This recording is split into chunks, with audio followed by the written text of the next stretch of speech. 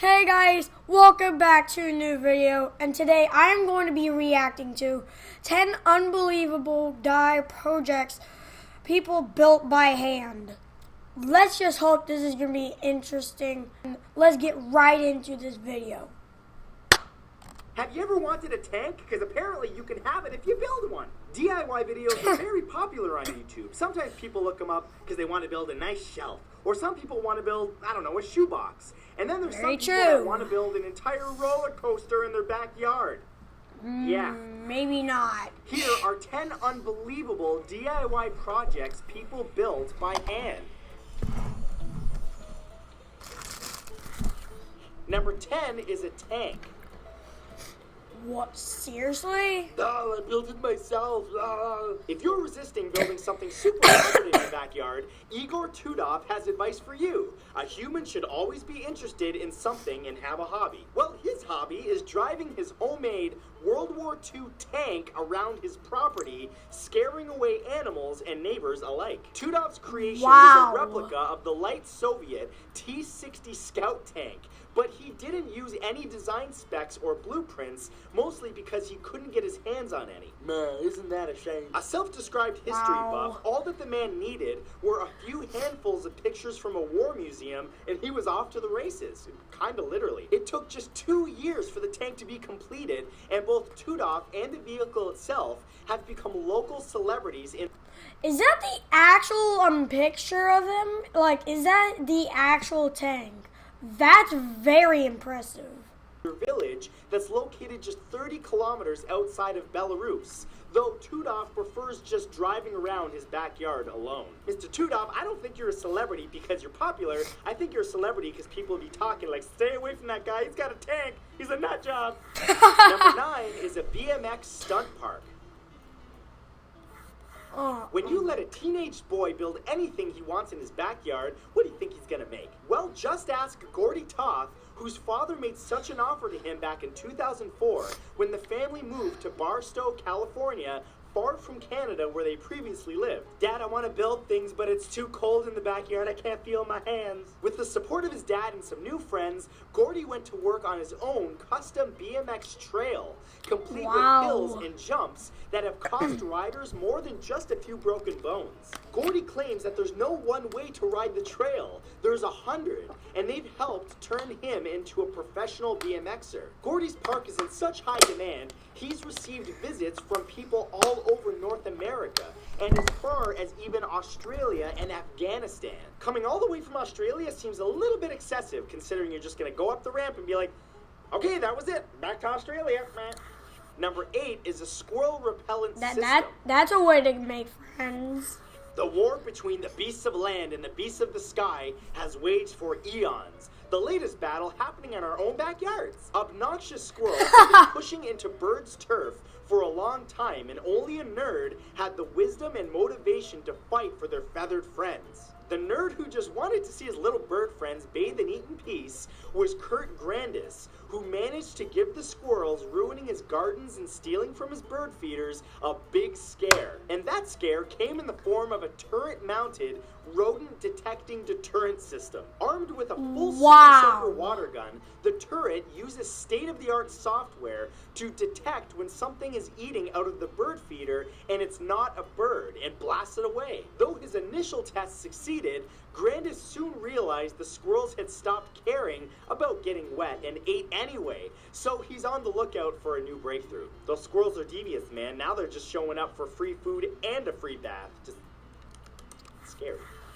Number 7 is a homemade roller coaster.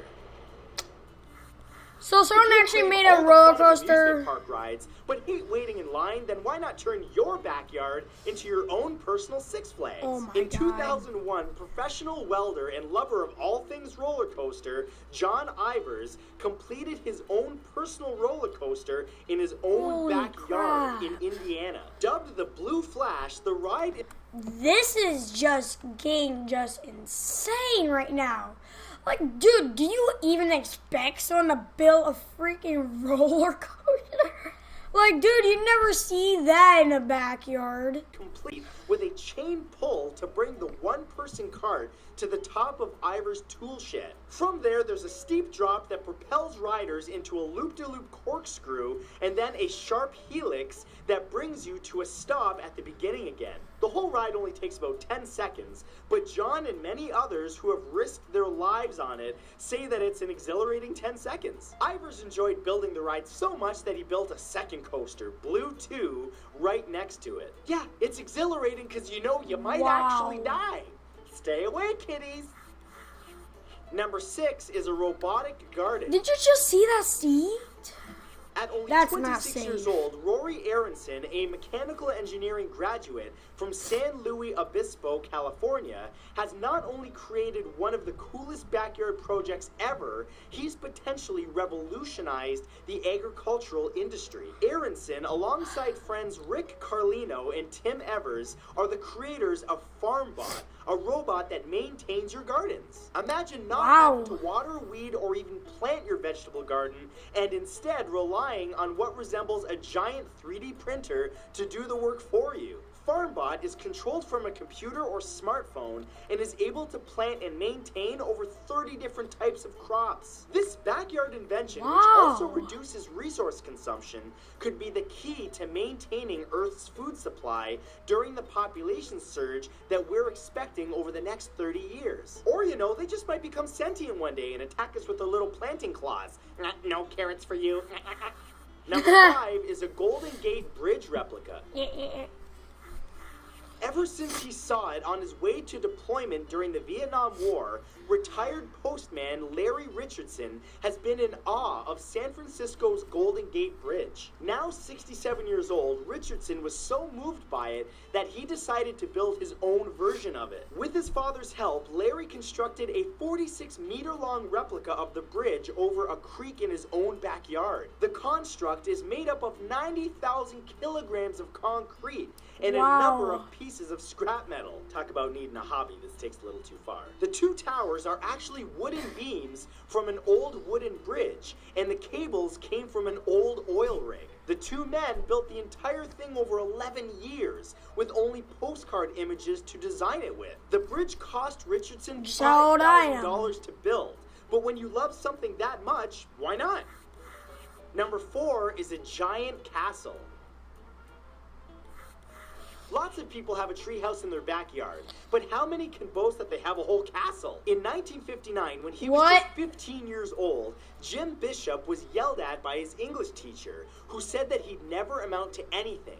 So the man bought himself some land just southwest of Pueblo, Colorado for $450, and a decade later began building a one-room cottage on it. However, a few years later, after some visitors to the site pointed out the style of the cistern that he and his father had put out in the back, Bishop realized what he was building was actually a castle. The slow-growing structure eventually enveloped the cottage, and gradually a 49-meter-high tower rose up next to it. Okay, this is like something straight out of Super Mario. Did he build a nice flagpole beside the castle? And nearly 50 years later, Bishop Castle is still being added to, both in size and spectacle, by Jim Bishop himself, and it attracts thousands of tourists every year. If that were my castle, every single person that showed up, I would say, your princess is in another castle. Also, dang it, I forgot what I was gonna say. But, freaking, and he's letting people go around it? Like, is he paying, is he getting money from it? Because that'd be a necessary thing to do. Number 3 is the Paris recreation. Some people like to put little fountains or statues in their backyard, which is normal. But for 39-year-old Gerard Brion, they weren't enough. Over 15 years, Brion created an incredible recreation of Paris in his own vegetable garden in his own little small town in France. The micro-sized city is a 1:130 scale replica and features over 40 landmarks, including the Seine River, the Champs-Élysées, and even a jaw-dropping model of the Eiffel Tower. store. Breon Wow. built almost the entire thing by hand, using trash and recycling from around his and his neighbors' homes, such as concrete blocks, baby food jars, and plastic containers. He's also planted nearly 400 bonsai to bring the garden aspect to the forefront and included a number of small Hot Wheels style cars. Today, Breon's backyard brings in 150,000 tourists a year. That's amazing, except that, you could just go to the real Paris. You're already in France. Just a thought. Number 2 is a western town. After being asked by his wife to do something about the 4 barns on their ranch property in 1982, retired dentist Dr. James Helms decided to transform his gigantic backyard into something straight out of the Lone Ranger television show that he loved as a kid. So he began construction on New Dubina, an old western town replica which now has over 22 buildings in it. The town has a general store, a saloon, bank, and even a sheriff's station with a jail cell. Hopefully he's not actually using that jail cell. Freak show. Helms and his wife have added hundreds of props to each of the buildings, including knickknacks from estate and yard sales from the 1800s to fill the general store, a teller's cage, and a 1,814 kilogram safe in the bank, as well as old shot glasses and playing cards in the saloon. Today, that is just crazy. Like, I think that's just completely more crazy than the other ones. Just wow. Dr. Helms leads tours of the town and is still planning expansions. Man, this is like something straight out of Westworld. Does he have little robots walking around that are really humans? Nobody knows. And number 1 is a huge apocalypse bunker. A bunker? Since as far back as 1833, bomb shelters have been used to protect people from bombings, air raids, and even nuclear fallout. Located deep underground, these structures usually offer the bare essentials, such as non-perishable foods and stale water, when hiding from the apocalypse. But in the case of British inventor and YouTuber Colin Firth's new backyard bunker, a whole lot more is offered, including crazy weapons, a drum kit, and a bed that wakes you up by literally launching you out of it. Firth's shelter, which sits nearly 3 meters underground, was sponsored by the UK entertainment channel Sky One, who asked him what he'd build to combat the end of the world. Naturally, the bunker comes with a 70-inch TV, game consoles, and anything a crazy nerd inventor could ever want to keep himself occupied during the apocalypse. Well, that's all well and good, but personally just fill up that whole thing with Twinkies, because that would keep me happy through the whole apocalypse. Not nourished, but happy. So, those were 10 unbelievable DIY projects people built by hand.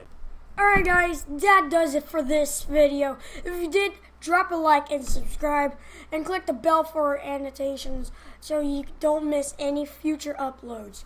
Anyways, see you later.